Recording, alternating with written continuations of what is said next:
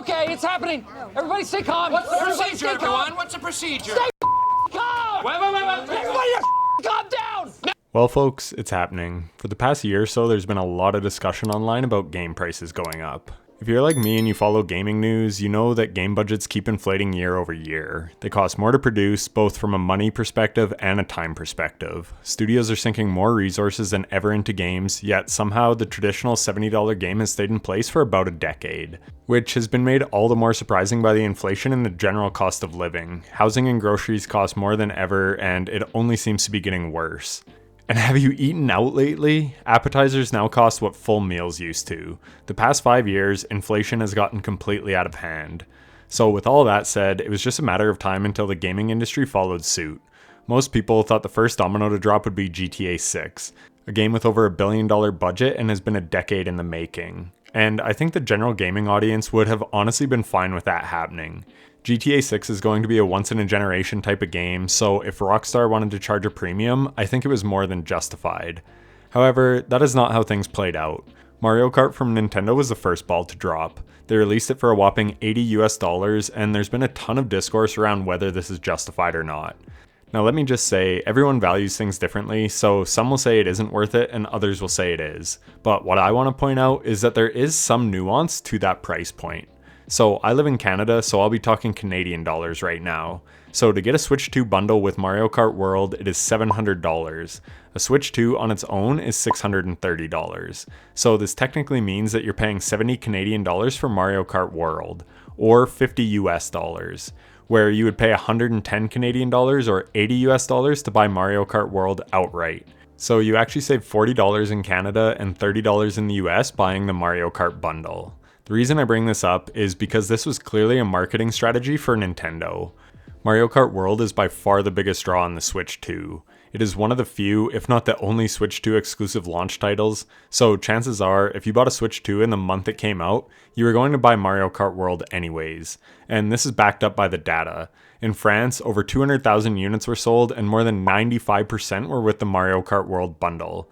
And honestly, this is smart marketing, whether we like it or not. It will help sales of Mario Kart World, and they get a bit of extra money for every unit sold.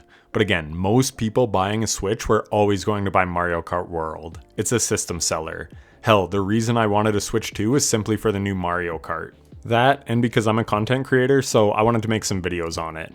But a friend of mine also just bought one, and he said, an $800 console with one new game? I don't see the hype. I got it because I'm a sucker and my kids. So yeah, even if you don't make content and you're just a regular Joe, everyone plays Mario Kart. It's a party game. My girlfriend and I hang out with another couple who live on our street, and what games do we play if we're playing the Switch? Mario Kart or Mario Party? There's a reason that Mario Kart 8 Deluxe is the highest selling racing game of all time. So sure, Nintendo was the first to price a game at $80 but as I just showed, you can sort of see their reasoning for doing so. I'm not saying whether it's right or wrong, and you can disagree with me all you like, but at the end of the day, I saved $40 on Mario Kart World by buying it in the bundle, and millions of others out there are just like me. I'm sure at this point millions of copies have been sold, so that's a lot of money saved. Sure, Nintendo will sell some copies in the future at the higher price tag, but that's just how things go. The big problem with this though is now the precedent has been set. The Overton window is the formal name for moving the goalposts, and now the goalposts have been moved. So even though Nintendo sold the bulk of their copies at a discounted price, other studios are now going to follow suit, and this $80 US price point is about to become the norm, and this is the real problem. Because it isn't going to be masterpiece video games like Clair Obscur Expedition 33 asking this price. No, they are a small indie studio and they didn't even sell it at a premium price. They sold it for $50 US, which is $20 below the industry standard for so-called AAA games. It's the likes of EA and Activision and others that are going to be selling their games for $10 more now, just because that first domino has fallen. So get ready to pay more money for your yearly installment of recycled crap like Madden Football and Call of Duty. Maybe not this year, but certainly next year. And the other shoe has already dropped. On Sunday, we had the Xbox Game Showcase, and the first game that was shown was the Outer Worlds 2. Now, I never played Outer Worlds 1, but I'm sure it's a decent enough game. But is it such a needle mover that it needs to be priced at $80? Consensus says no. As I said, people could see it being justified for a game like GTA 6, or even the next installment of God of War or something. Critically acclaimed games and franchises with a track record of delivering high quality products with each installment. Or even a Baldur's Gate 3, a game that won Game of the Year, provides hundreds of hours of content and is not filled to the brim with microtransactions. Sure, games of this quality will now cost that in the future, but again, you could justify it.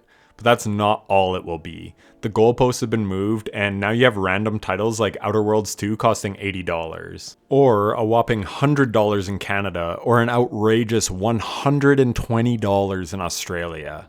And it's ironic because from what I can tell about the game, it's actually a satirical commentary about capitalism, pointing out the faults in the system. At the end of the trailer, they say, "An adventure made for capitalism by capitalism."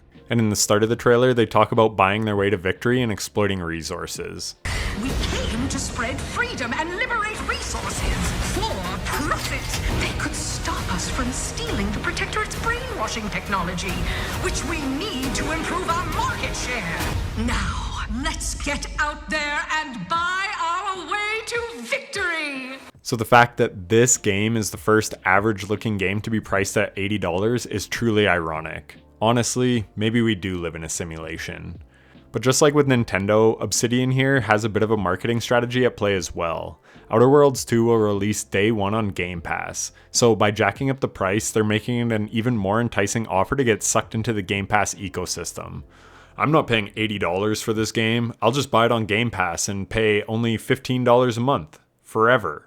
So in just 6 months, you'll pay that $80.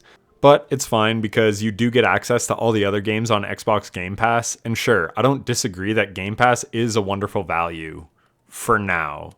But it already has 2 tiers of subscriptions, and you can bet your ass that once they get more people signed up, that price is going to go up and the quality is going to go down.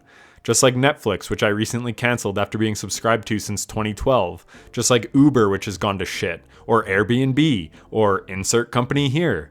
That's the game plan. Make it cheap and enticing at the start to gain market share. Force out any competitors. And then once you're a monopoly, boom. Now Game Pass has ads. But if you don't want to watch ads, just pay us a little more.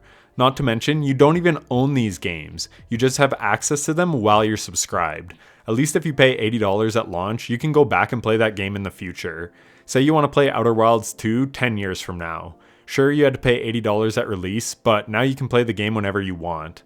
But if you were on Xbox Game Pass for those 10 years, you just paid Microsoft $1,800. And that is assuming no increase to the subscription price as it stands today. It's just another step in the direction of us owning less and paying more. Fuck, I hate this timeline. So sure, Outer Wilds 2 is available day one on Game Pass, and Mario Kart World was part of a bundle where you could actually save money on the game. But it won't be this way forever. You are going to have to pay full price for certain games if you want to play them on release. Anyways, the moral of the story is $80 games are here to stay, and it's going to be the greediest companies switching to this newest pricing model first. And as for GTA 6, who knows? It won't be out for almost a year, so by then $80 will be normalized, so maybe they will want to charge $100 for the base price. And even though that will be an exception, other companies may try and push the envelope and do the same.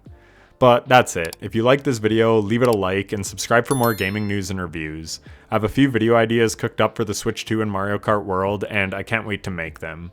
If you're still here, thanks so much for watching to the end. It means a lot. Come check me out on Twitch at itstizzle7 if you want to see me play games live. And finally, a huge thank you to my channel members. Your support means the world. I'll catch you in the next one. Take care.